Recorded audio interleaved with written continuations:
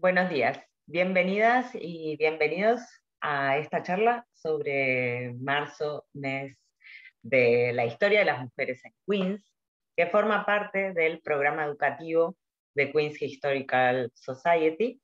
Mi nombre es Andrea Krogman y les voy a estar ofreciendo estas lecturas y esta actividad donde vamos a conocer parte de la historia de las mujeres en Queens y cómo fueron también los movimientos sociales a nivel histórico en el condado.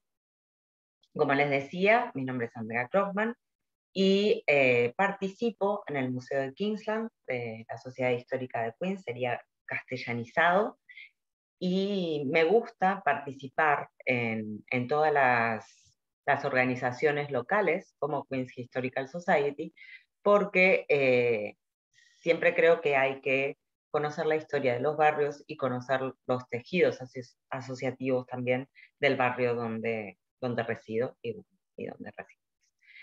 Yo me gradué como comunicadora social y en la ciudad de Nueva York soy guía turística también, guía oficial de turismo, y actualmente también estoy estudiando una maestría universitaria en museología y gestión de patrimonio histórico cultural.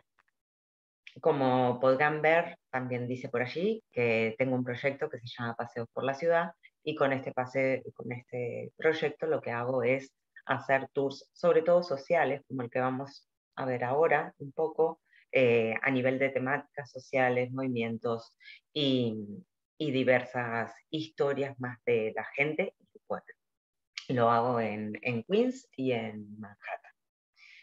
Bueno, el programa que tenemos para hoy de esta actividad, hablaremos, como les decía, de los principales movimientos feministas, impulsados obviamente por mujeres, en Queens, en el tejido de Queens. Pero para ello también tenemos que hablar de los movimientos que surgieron en todo Estados Unidos, porque justamente en Queens tuvieron su eco. Vamos a hablar particularmente de los que pasaron en Queens, pero hablando también del panorama general, ¿no?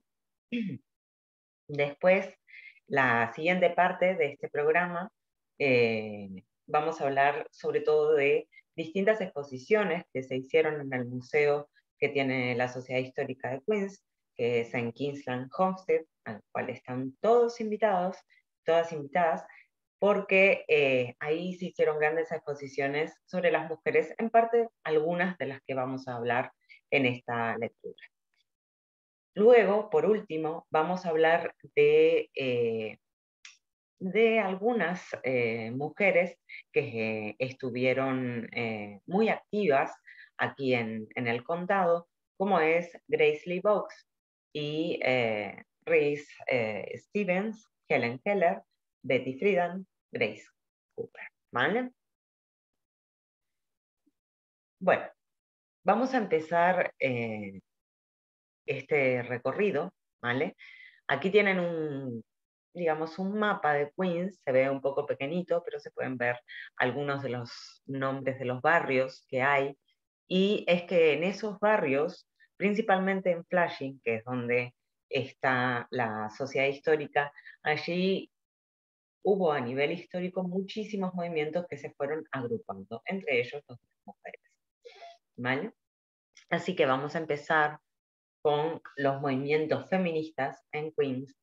Y aquí van a ver que a nivel de movimientos les puse los que básicamente estuvieron en Queens. Hay muchos de ellos, hay más variedad de movimientos que surgieron, más acciones, pero principalmente en Queens fueron estos los que más se hicieron eco, ¿vale?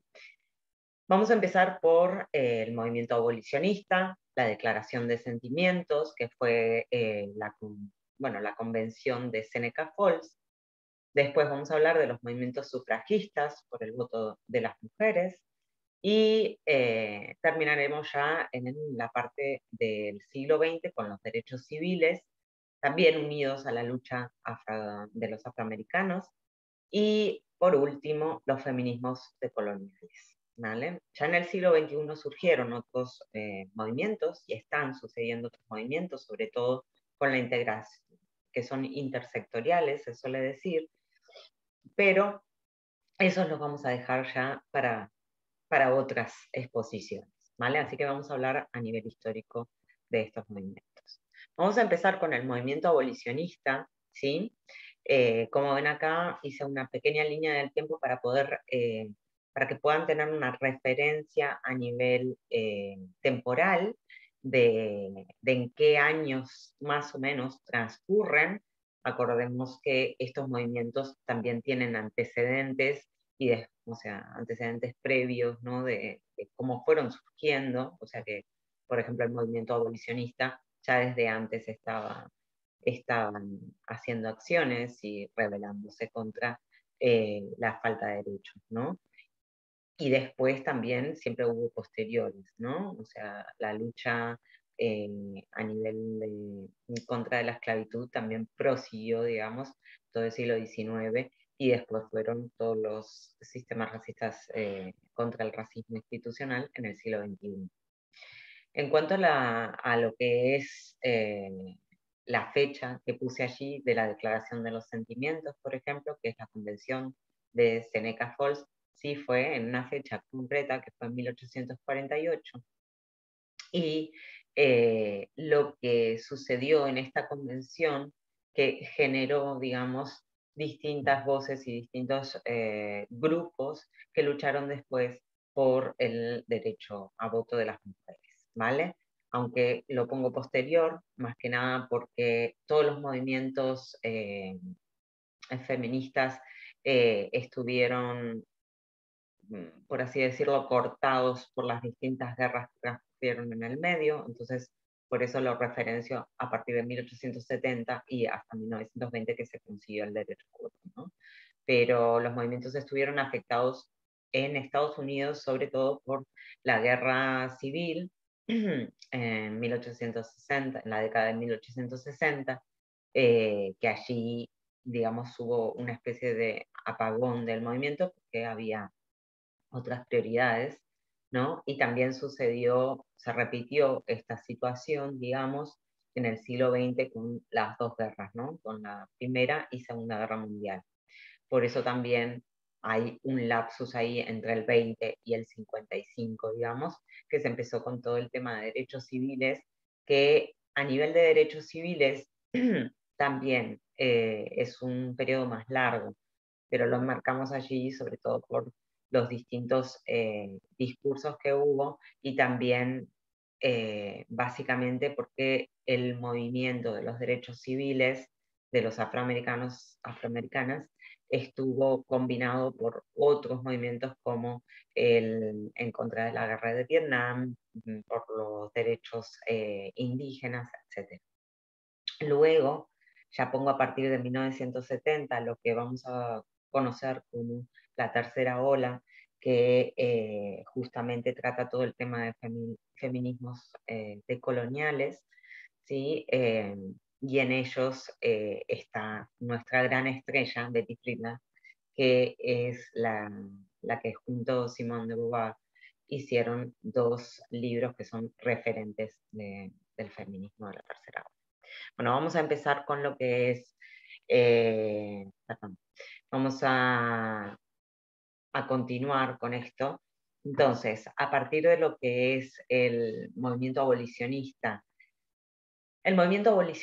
en Queens tuvo un eco muy grande, sobre todo en los antecedentes de este movimiento, ¿no? Recordemos que en 1827 es cuando se declara la esclavitud ilegal, la esclavización ilegal aquí en Nueva York, no en el resto de países, y una gran fuerza del movimiento abolicionista en Queens, perdón, fue sobre todo, eh, estuvo, digamos, centrada en lo que fue la Quaker Meeting House. ¿Por qué? Porque todos los movimientos abolicionistas tenían algo, bueno, partían sobre todo de grupos de personas cuáqueras, en Queens, la colonia cuáquera fue, digamos, una de las principales, o sea, sin contar la población, bueno, antes, previamente estaba la población indígena viviendo aquí y luego en el proceso de colonización fueron los grupos de cuáqueros que vinieron a esta zona. También otra de las características de estos barrios, como les mostraba en el mapa, Queens estaba particularmente caracterizada por ser un condado más de granjas, ¿vale? Y pueblos muy pequeños. Entonces a estos pueblos pequeños, justamente, quienes crearon estos pueblos fueron los grupos de familias. Luego, una de las, como les decía, una de las instituciones más importantes en la lucha, bueno, digamos, en la lucha contra la esclavitud fue la Quaker Meeting House, ¿vale? Allí se reunían muchísimas personas de la zona de Flushing principalmente, y estas personas defendían no solamente la libertad para afroamericanas, sino también luchaban en contra de la intolerancia religiosa y la desigualdad de la mujer. Entonces, como vemos, estas tres causas que unían o sea, que les motivaban a los cuáqueros a hacerlas, resultó, digamos, de allí más movimientos que tenían que ver con la igualdad de género y raza también. Una de las personas más importantes en este movimiento abolicionista dentro de lo que es la zona de Flushing fue justamente una de las personas que vivió en Kingsland, ¿no? Que ya la hemos nombrado en otras charlas anteriormente, sobre todo en la anterior charla que tuvimos de la historia del mes afroamericano. Y, y ella es, bueno, la hija mayor del capitán King, Marianne, que se la conoce mucho como tía Mari, y ella fue una de las que a su vez vivió en Kingsland, la casa de Kingsland, que hoy es el museo, ¿no? Entonces, allí ella fue una de las que se comprometió más en la lucha por los derechos, igualdad y libertad de la población afroamericana.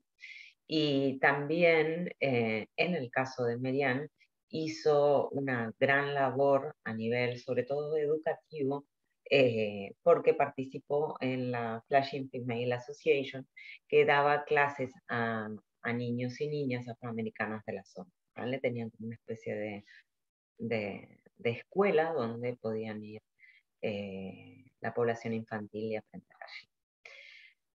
Bueno, otra de las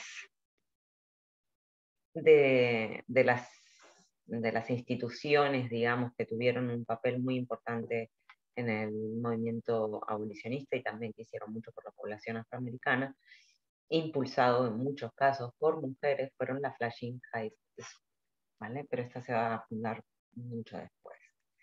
Entonces, pasando por ese movimiento abolicionista, vamos a llegar a lo que fue la Declaración de los Sentimientos en Seneca Falls, la convención en Seneca Falls, que estuvo organizada por Lucrecia Mott, Elizabeth Cady Stanton. Bueno, esas son como las más conocidas a nivel de lo que fue la primera ola, se dice aquí en castellano, pero en inglés se dice early feminism. Entonces, estas mujeres que también eran de agrupaciones vaqueras, al igual que Marianne de Kingsland en Flushing, organizaron, digamos, esta convención en Seneca Falls, básicamente porque allí vivían muchas de ellas y podían, digamos, organizar determinadas actividades y jornadas, o sea que tenían más libertad para poderlo hacer que en otros lugares que capaz que les ponían como dificultades para poder hacerlo, ¿no? Entonces, la convención fue justamente, digamos, lo que motivó esta convención era para hablar de los derechos que no habían sido mencionados en la Declaración de la Independencia de Estados Unidos para los distintos grupos, como por ejemplo las mujeres. Pero también estaba muy asociado al movimiento abolicionista, porque todas estas mujeres que organizaron la convención, todas venían de haber sido activistas en el movimiento abolicionista de Estados Unidos. ¿Vale? Entonces, en 1848 se celebra la convención de Seneca Falls y en ellas van a redactar al segundo día de la convención una declaración que se va a llamar la Declaración de los Sentimientos. En esta declaración se mencionan varios de los derechos que las mujeres no pueden disfrutar, vamos, que no hay igualdad, ¿no? En este caso, las mujeres de Queens, de ese momento, sobre todo, estaban ligadas, ya les dije, por los movimientos cuáqueros, el movimiento religioso cuáquero, pero una de las personas que hay referencias, no con lo de Séneca, directa, digamos, fue sobre todo Lucrecia Mott, que fue una de las organizadoras que asistió al mismo internado digamos, de educación cuáquera que Eliza Bone. Eliza Bone fue residente en la casa histórica también, que está frente a Kingsland, allí en Flushing, solo que Eliza Bone se graduó, digamos, tiempo después que Lucrecia. Luego, vamos a ir a lo que son, a lo que fueron los movimientos sufragistas.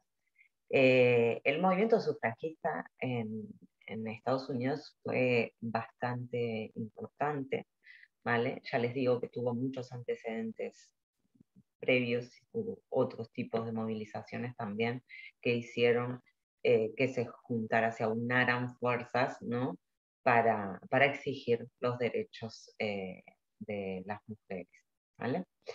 En el caso del movimiento sufragista, empieza, digamos, con la Convención de Séneca y procede más o menos hasta 1920.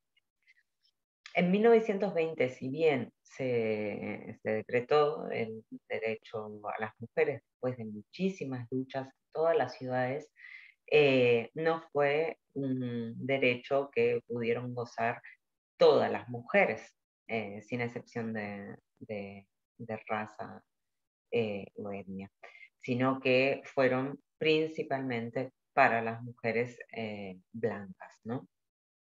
Y con cierto estatus. Si vamos a lo que fue el movimiento sufragista en Queens particularmente, en Queens, digamos que, ya les digo, estaban asociados, pero eh, hubo algunas personas que estuvieron más implicadas en los movimientos sufragistas que otras, ¿no? Que el resto de la gente.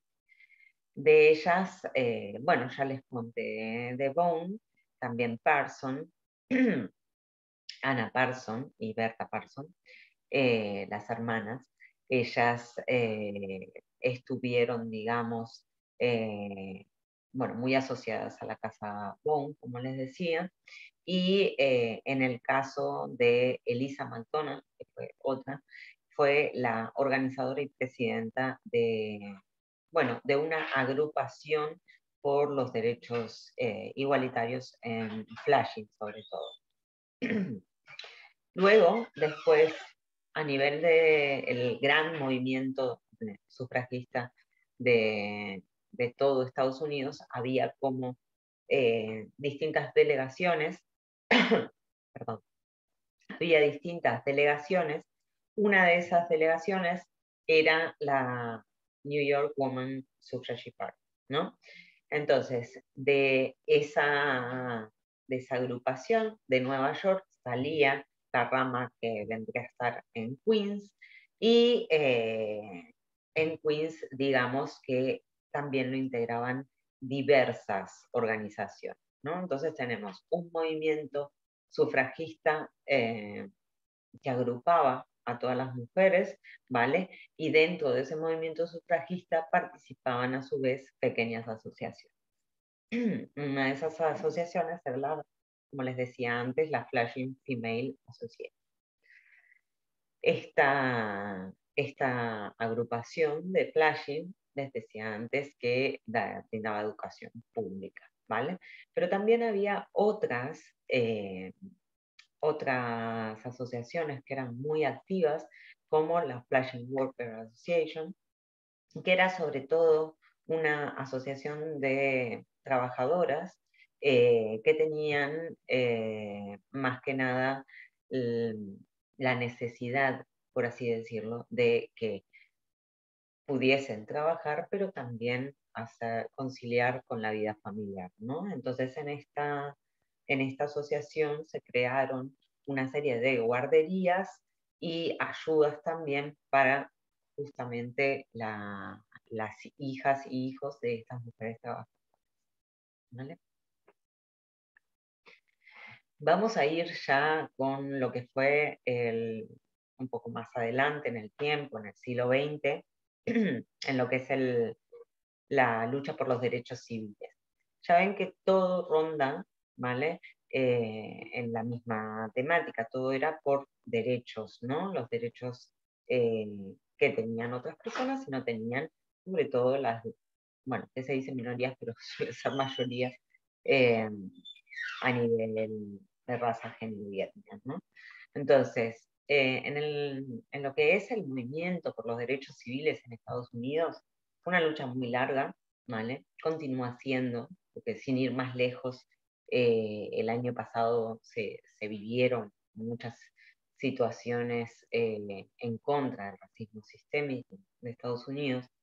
En lo que fue la lucha de los derechos civiles, principalmente en la década del 60, se crearon, ya les digo, muchísimos movimientos también.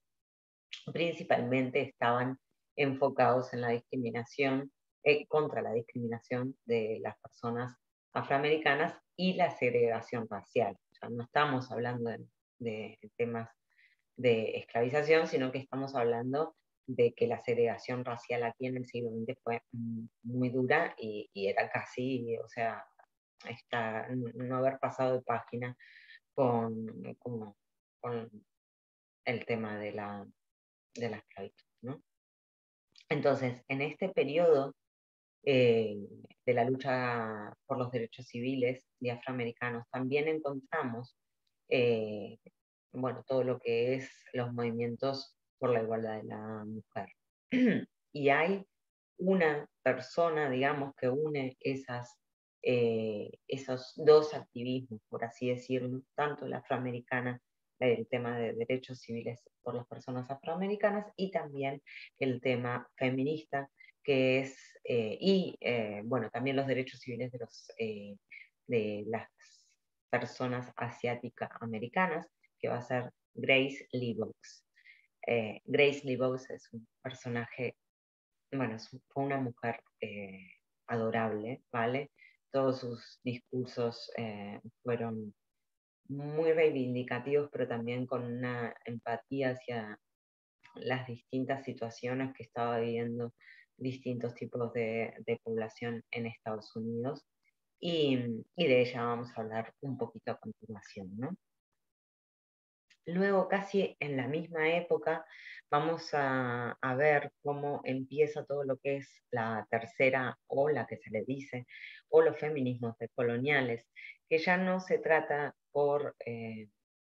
digamos, el punto de partida aquí es que se trata de construir el feminismo, sino que no hacer un feminismo que solamente sea para los derechos de las mujeres blancas, sino que el feminismo abra esas fronteras, ¿no? Abra esas barreras mentales y entienda que la desigualdad eh, es mucho más grave, digamos, en otros colectivos de mujeres, como el tema de las afroamericanas, asiáticas, indígenas y así. Entonces ahí empieza una nueva, bueno, una nueva rama del feminismo donde deconstruye. Digamos que empieza en los años, el germen, digamos, empieza en los años 60, pero es en el 70 que va a agarrar muchísimo más vuelo. Este movimiento tuvo como punto de partida dos obras muy importantes que fueron sí de autoras occidentales, ¿vale? Aquí hay que tener mucho cuidado porque cuando hablamos de feminismos decoloniales tenemos que poner otras obras, pero digamos que estas dos mujeres lo que hicieron fue abrir un poco ese camino para que surjan otro tipo de crítica, digamos, a cómo está la estructura social, ¿no? Esos momentos. Entonces, esas dos autoras, una va a ser Simone de Beauvoir, muy conocida, ¿no? Que creó bueno, hizo el libro del segundo sexo, francesa, y muy conocida, pero otro de los libros, y este es el que digamos, no vamos a hablar del libro en sí, sino de la mujer que hizo, la mujer atrás de ese libro, que fue Betty Friedan, y que hizo una obra que se llamó La mística de la feminidad en Estados Unidos, fue residente de aquí de Queens durante 10 años más o menos, pero de ella vamos a contar y justamente cómo surge todo su activismo aquí en Queens. Luego vamos a pasar bueno, vamos a dejar el tema de bueno, el contexto que les hago justamente para hablar de las mujeres en Queens y de los movimientos en Queens. Y ahora lo que vamos a hacer es ahondar en la vida, un poquito en la vida de estas mujeres y principalmente enfocándonos en distintas vivencias que transcurrieron aquí, ¿no? De cómo habitaron en este condado, en este territorio, y bueno, cómo justamente ellas desde aquí pudieron abrir camino a muchas mujeres, ¿no? O sea, desde Queens para el mundo, vamos a decirlo. Bueno, Queens Historical Society, antes de hablar de estas mujeres, quiero hablarles de las exposiciones que se hicieron en Queens Historical Society, porque a menudo cada año, cada 6 meses o cada un año se hace en la parte de abajo de Kingsland. Kingsland es una casa con más o menos 3 plantas. En la parte principal de Kingsland hay, bueno, toda la recepción y una colección permanente donde se cuenta la historia de la casa y de las personas que habitaron la casa, como Marianne, que fue la mujer que les comentaba que había hecho, bueno, que había participado en estos movimientos de cuáqueras por la igualdad, ¿no? Entonces, como les decía, en la planta principal, además de esa exposición permanente que hay con la historia de la casa de Queens, de Kingsland, hay una sala, bueno, hay dos salas en esa primera planta, una es más de conferencias y la otra es para exposiciones temporales, ¿vale? En esas exposiciones temporales estuvieron muchas, bueno, se hacen cada 6 meses, un año, una exposición que tiene que ver con el tema de las mujeres, ¿no? O sea, la historia de las mujeres, pero básicamente en Queens. Entonces, una de esas exposiciones, de las que les voy a hablar sobre todo el contenido de esa exposición, se hizo en marzo de 2019, también fue, igual que esta charla que les estoy dando, también fue eh, para conmemorar el mes de la historia de las mujeres, ¿sí? Eh, pues aquí se contaron, les voy a mostrar algunas imágenes de la exposición, ¿vale? Eh, entonces aquí se contaron las historias, por ejemplo, de Betty Friedan o de Helen Keller, que son dos de las mujeres que vamos a hablar ahora, en qué lugares vivieron, de Queens. Bueno, allí, por ejemplo, en las dos fichas que se muestran, está el lugar donde vivió Betty Friedan, por ejemplo, en Parkway Village, y en el caso de Helen Keller está la dirección exacta donde vivió y también el periodo de tiempo que vivió, ¿no? Porque fue de 1917 a 1938, ¿sí? bueno, como les decía, en la época que vivieron estas mujeres, Queens seguía teniendo esta característica así más de pueblos, pequeñas villas y con zonas incluso, en algunos casos, zonas rurales todavía. Es muy diferente a la idea de Nueva York, digamos, que se puede tener desde afuera, ¿no? Desde otros lugares que se ve como que Nueva York es la parte de Manhattan. Queens, siendo Nueva York, tiene un territorio diferente, menos construido, menos infraestructuras, pero también tiene su raíz en esa historia más que nada de rural, ¿no? De granjas. Y así también todas estas mujeres tenían otro estilo, otras condiciones de vida diferentes a las que muchas mujeres tenían en la zona de... En el caso de esta exposición en concreto que se hizo en 2019, se habló de varias mujeres, esperen un segundo, ahí va. Algunas de ellas son las que vamos a hablar, y bueno, tienen a Betty Friedan, que ya está aquí, Helen Keller, pero también se habló de Rice Stevens, de Lisa Randall, por ejemplo, o esto lo voy a pronunciar mal, pero Yu Chen Ma. Bueno, una de las cosas que no se ha comentado aquí, pero la zona de Flushing, donde está el Museo de Kingsland, es principalmente un barrio con población de origen asiático, ¿no? Entonces también en el museo lo que se intenta integrar en cada exposición que es temporal, la historia también de la población asiática en Queens, ¿no? Y alrededor del museo. Entonces, en esta exposición temporal de mujeres se incluyó también varias personas, varias mujeres que son de origen asiático. Otra de ellas es Grace Lee Box, que ya se las comentaba al inicio. ¿Vale?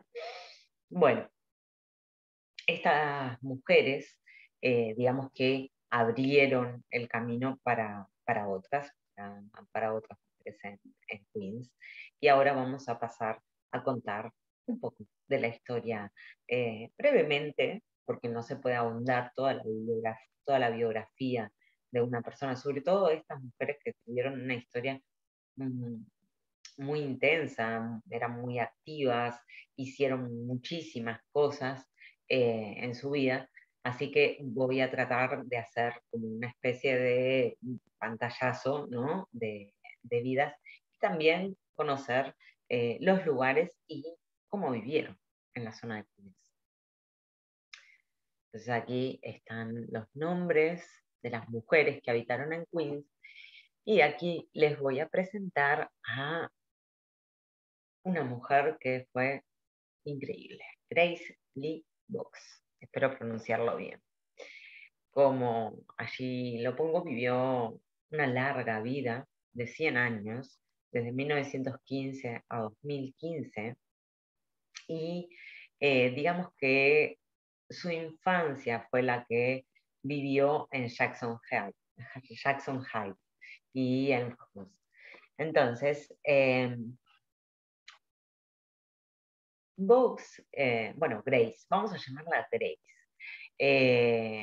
vivió en esta parte de Jackson Heights y la familia de Grace, digamos que era una familia de origen chino, la madre había escapado de la esclavitud como mujer y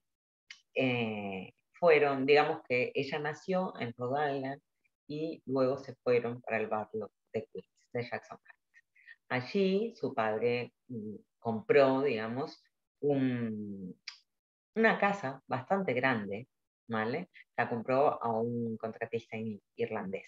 Todas estas historias que les voy a contar fueron creadas no para la exposición que les comentaba antes de la 2019, sino para una íntegramente de la vida de Grace Lee Box que se expuso en Otra de las cosas que, bueno, un poco para referencia, para quienes no conozcan la obra o no conozcan ningún dato de Grace Lee, fue una escritora y activista muy, muy activa en lo que fueron los derechos civiles, tanto para población afroamericana como la población asiática, ¿vale?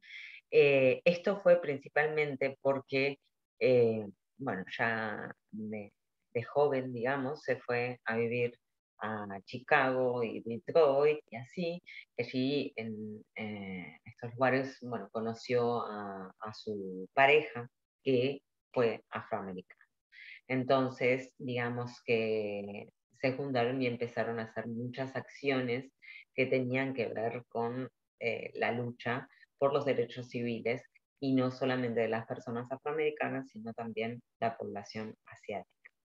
A día de hoy, el discurso de Grace Lee es muy actual, básicamente porque, y aquí voy a hacer como una especie de campaña de sensibilización, ya que en el último año, desgraciadamente, en 2019, en el 2020, con la pandemia y otras cosas, eh, el, el, problema racista, digamos, se fue yendo no solamente a la población afroamericana, sino también a la población asiática. Y es que la población asiática, de origen asiático, perdón, ha vivido también un racismo no solamente institucional, sino también a nivel social.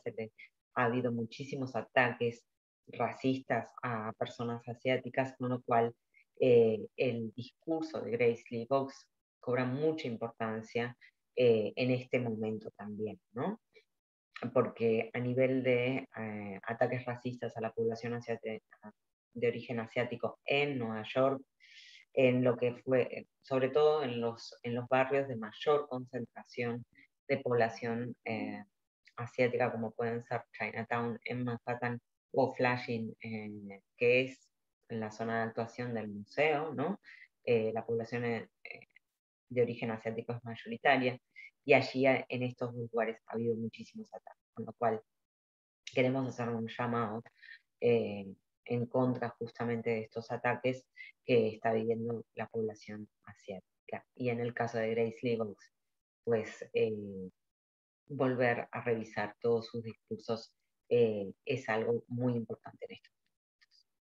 Bueno, ahora sí, conociendo estas pinceladas de historia de la vida de Grace Lee Boggs, vamos a ahondar un poquito más en lo que fue la vida en Queens de Grace Lee. Entonces, como les decía, tenían una casa bastante grande en Jackson Heights y esta casa, digamos que era la más grande de la cuadra, ¿no? Era muy espaciosa y la familia podía vivir, digamos, en en la primera planta, simplemente porque era muy grande. Entonces alquilaban toda la parte de arriba de la casa, ¿no? Las otras plantas. Otra de las cosas así características era que tenía una cancha de tenis muy, muy cerca de la casa y Grace Lee jugaba allí al hockey, ¿no?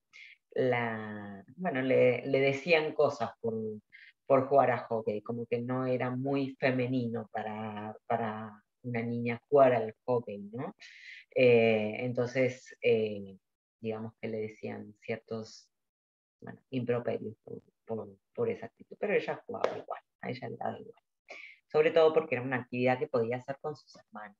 Entonces, ¿a quién no le gusta jugar? Luego, Grace Lee fue a la escuela de Newton High School en Elmhurst y digamos que estaba a una milla, es un poco más de 1 kilómetro de distancia con su casa, ¿no? Y, y ella en sus memorias un poco relata de que a ella le daba bastante vergüenza, ¿no? Porque estaba educada en otra cultura y cada vez que tenía que cambiarse en la escuela o algo así, le parecía que era una falta de privacidad ¿no? Entonces no se acostumbró a eso y solía ir a su casa, entre clase y clase, para cambiarse para la clase de gimnasia, por ejemplo, no lo hacía en los vestuarios de la escuela, sino que se iba a su casa.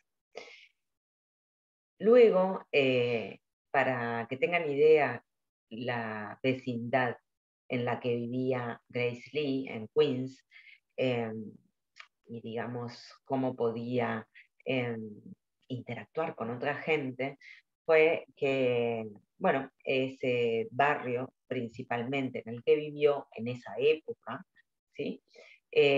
Había una población mayoritariamente italiana y uno de sus mejores amigos era italiano, ¿sí? Bueno, ya un poco mayor, por ejemplo, sus veranos los pasaba relativamente cerca de aquí, eh, y hubo un tiempo que también trabajaba en Nueva York, o sea, en la parte más de Manhattan y así, pero seguía visitando a su madre, ¿no? En la parte de Jackson Heights. Pero eso ya fue en la época universitaria, ¿sí?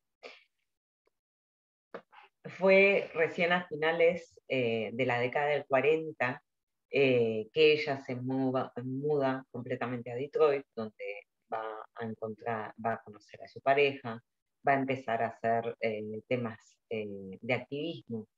También ya para esa época ya termina de graduarse en filosofía, ¿vale? Y también eh, crean, bueno, también va a estar muy activa en todo lo que fue partidos de trabajadores, el partido político trotskista, etcétera, va a estar muy comprometida con una revolución socialista aquí, ¿vale? Por la cual también se le va a criticar mucho y se le va a condenar mucho, pero bueno, que logra continuar con su activismo y con su carrera también, ¿vale? Eh, Otra de las cosas en las que estuvo muy relacionada Grace Lee fue en las organizaciones comunitarias. Digamos que la acción de Grace Lee también pasa por la acción directa, no simplemente la parte de pensamiento y la parte política, sino que también junto con su pareja, eh, bueno, que él se llamaba James Bowes, por eso le queda el apellido, porque aquí el apellido del hombre, digamos que desgraciadamente también lo adoptan las mujeres, entonces le queda el nombre así. Entonces, junto con la pareja, lo que va a hacer es crear organizaciones comunitarias eh, donde hacen un trabajo social muy importante y con cierta línea, obviamente, ideológica y revolucionaria, ¿no? En estos proyectos que hacen de organizaciones comunitarias, plantean, por ejemplo, el hecho de hacer huertas, algo que genera mucha, no solamente socialización, sino también como genera grupo, ¿no? Sentimiento de grupo. Si vamos a otro tipo de acciones, digamos, en las que se ve comprometida Grace Lee, también va a ser por la causa que lidera Martin Luther King en los 60. También va a estar, bueno, justamente ligada a lo que es Malcolm X, toda la revolución. Recordemos que Malcolm X fue otra de las personas que además coincidían barrios, digamos, ¿no? Porque Malcolm X en un periodo posterior va a vivir en el que fue su barrio, que fue, o digamos el barrio de su colegio, ¿no? Bueno, todo lo que aquí comenté de Grace Lee fue una exposición que se hizo en el museo, que se llamó Gracely Boggs Jackson Heights en el Amherst, los años que ella pasó allí, y lo hizo Daniela Aldana, toda esta curaduría. Bueno, después nos vamos a pasar, que de tiempo voy un poco ajustada, así que vamos a hablar un poco dando estas pinceladas. Raíces Stevens fue bueno, una gran cantante, actriz, mezzosoprano, muy importante, y ella nació y creció también en el Bronx, pero luego en la época de la adolescencia de Raíz, que no se pronuncia así, porque tiene diálisis, eh, pero Rice, el tema es que en Queens eh, estudió, estudió en la Newton High School de Elmhurst y digamos que hizo muchísimos recitales en Flash, que es donde está también el Flushing Town Hall, grandes salas que son muy importantes acá en la zona de Queens. Luego, ella debuta en 1936, ¿sí? En Viena, con una obra que se llamó Mignon. Y después también pasa a hacer distintas obras a nivel internacional, en el Teatro Colón de Buenos Aires en 1938. También hace obras, bueno, muchos lugares continuos. Y en 1961, digamos que va a retirarse, ¿vale? Pero va a estar coordinando distintos programas en el Metropolitan Opera.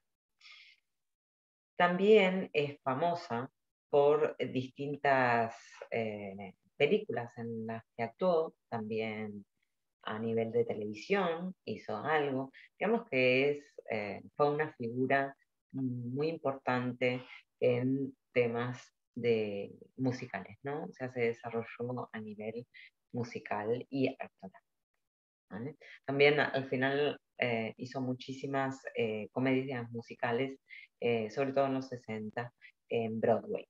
Y estuvo muy involucrada en un programa que fue el programa de jóvenes artistas del Met, ¿vale? Y ahora sí, como queda muy poco tiempo, tengo que ir evolucionando. Me quedan dos personas más, dos mujeres más que vamos a integrarlas en esta lectura, que son muy importantes. Tres. Helen Keller, ¿vale? En el caso de Helen Keller, es muy conocida, sobre todo por todo el activismo que hizo a nivel de personas, tanto ciegas, sordas, o sordas y ciegas, ¿vale? Ella vivió muchísimos años en Queens, ¿vale? Allí se desarrolló, allí también empezó su activismo, ¿vale? Ella vivió en lo que fue la zona de Forest Hills, que es como la zona más al este, uno de los barrios más al este de Queens, desde 1917 a 1938, como dice allí. Y bueno, no solamente vivió allí, sino que también hizo su activismo desde allí, ¿no? Dentro de ello también se logró crear distintos proyectos en bibliotecas para que tuviesen libros en braille. Eh, Hay una cita muy cortita, la voy a leer porque me parece preciosa, ¿no? Dice, los libros son los ojos de las personas ciegas. Nos revelan las glorias del mundo iluminado. Nos mantienen en contacto con lo que la gente piensa y hace. Nos ayudan a olvidar nuestras limitaciones. Es muy, muy interesante, ¿no? También decía, con las manos sumergidas en un libro interesante nos sentimos independientes y felices. Este libro, ¿vale?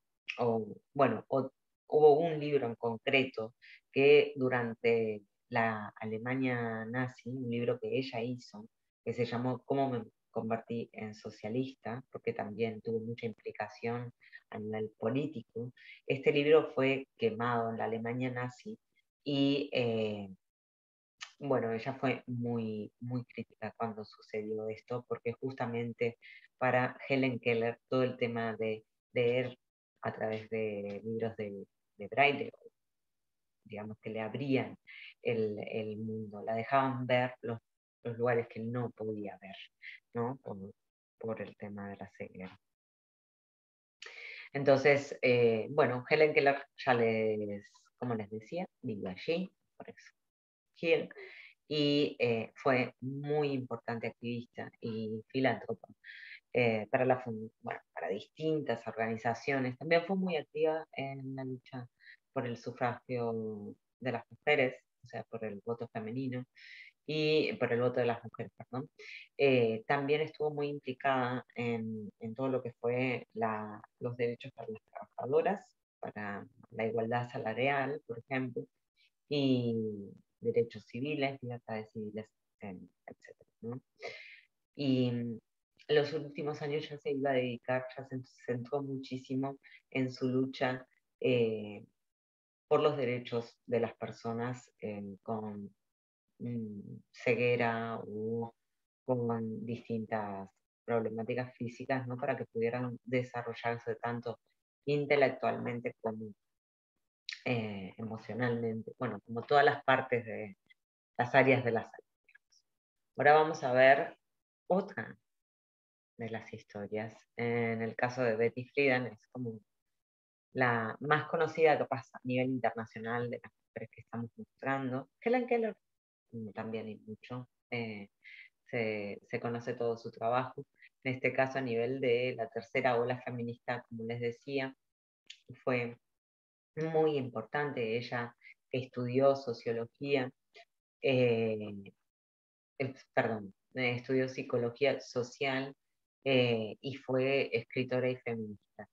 La obra más destacada de ella es La mística de la feminidad, eh, pero no solamente, al igual de todas las personas que estamos hablando, o sea, todas las mujeres que estamos hablando, no solamente tuvieron una implicación en los movimientos escribiendo obras o redactando distintos artículos en protesta y así, sino que también tuvieron un paso hacia la acción, ¿no? O sea, tuvieron eh, la parte práctica del activismo, ¿no? Ya se la ve aquí a Betty Friedan encabezando una manifestación, ¿no? Y así muchísimas, ¿no? Como Grace Lee Brooks también estuvo en muchísimas manifestaciones o en muchísimas campañas y acciones, o en el caso de Helen Keller también, ¿no?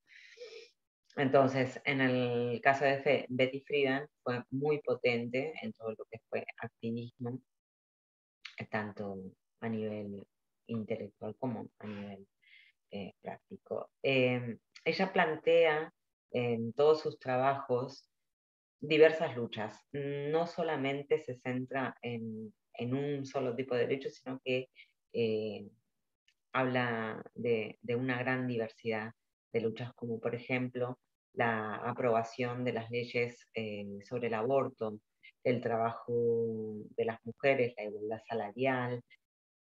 En realidad, una larga, larga trayectoria donde se, se va a hablar, ¿no? de, bueno, de los derechos.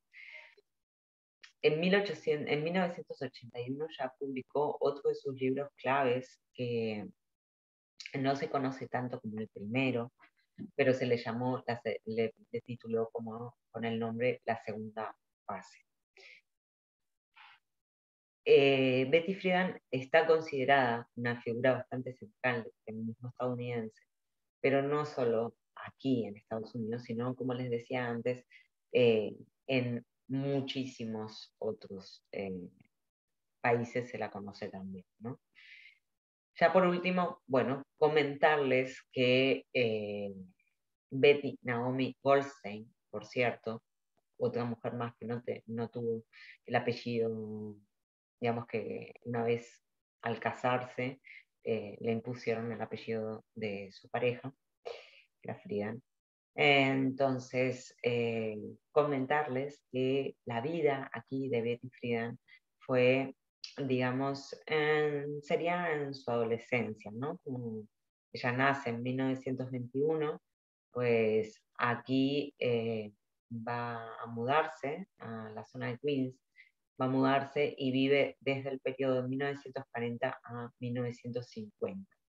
Se va a vivir a un complejo de viviendas que se llama Ciudad Jardín, que se hicieron mucho en esta época en Queens. Es algo también que Jane Jacobs en sus libros, otra grande, pero Jane Jacobs lo que pasa que no nace aquí, en Nueva York vive, pero no nace. Bueno, sobre el concepto este de la ciudad jardín a la que se va a vivir Betty Friedan, Jane Jacobs lo explica muy bien en su libro Muerte y Vida de las Grandes Ciudades, ¿no? Entonces, esta ciudad jardín en la que vive Betty Friedan se llama Parkway Village y digamos que los apartamentos de esta comunidad fueron construidos por las Naciones Unidas y allí, estando allí, Betty Friedan fue donde estudió un curso de periodismo en el College de Queens, ¿no? Más que nada su vida aquí en este condado, lo que va a hacer es justamente formarla también, ¿no? O sea, siendo adolescente, Betty Friedan va a estar como esponja, digamos, va a estar como muy receptiva a todas las movilizaciones que había aquí en Queens en su adolescencia y todo también, todo va sumando, ¿no?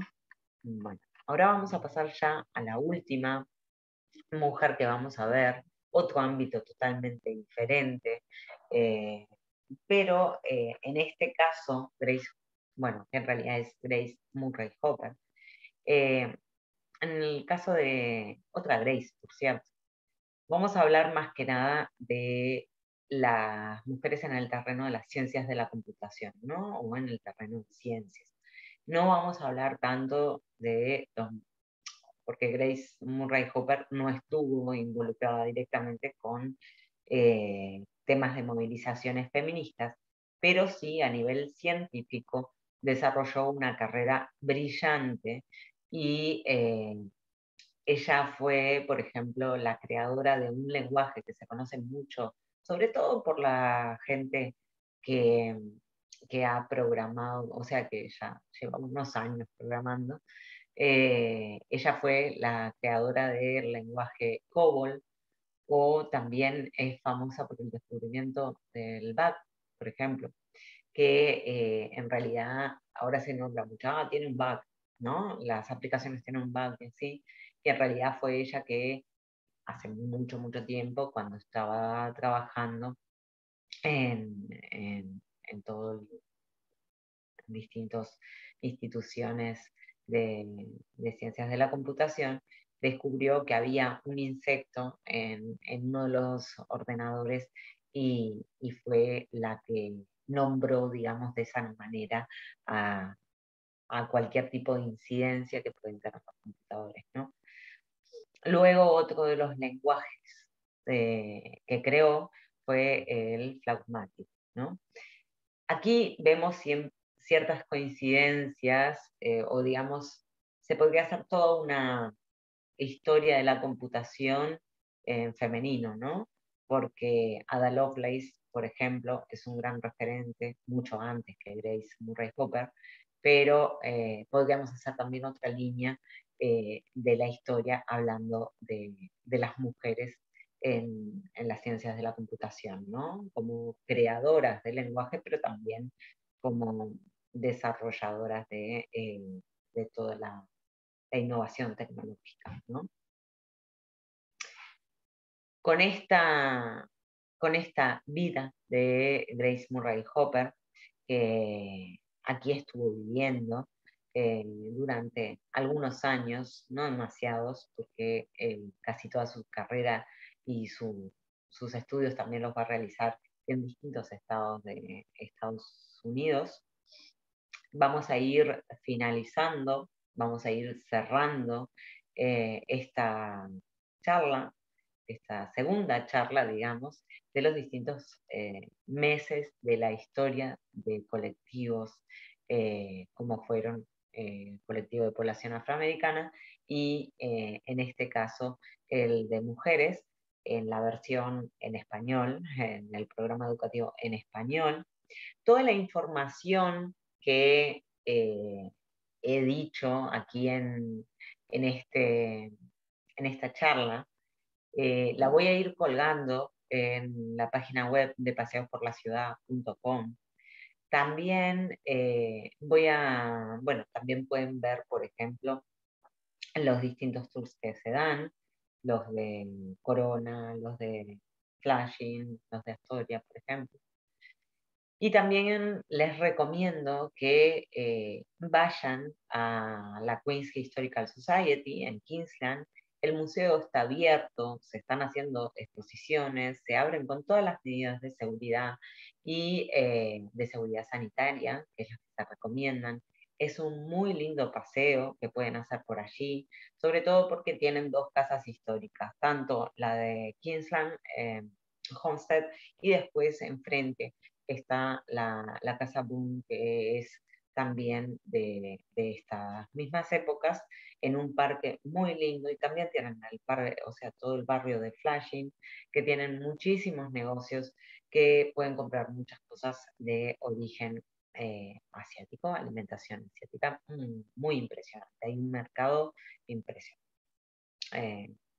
Aquí, con todas estas publicidades, quiero agradecerles por estar mirando esta charla, que espero que les haya aportado algunas informaciones que no conocían y que traten de ir a Queens y conocer su historia, porque tienen muchos secretos por allí, muy poco conocidos, y es un condado muy, muy tranquilo y con mucha historia para conocer.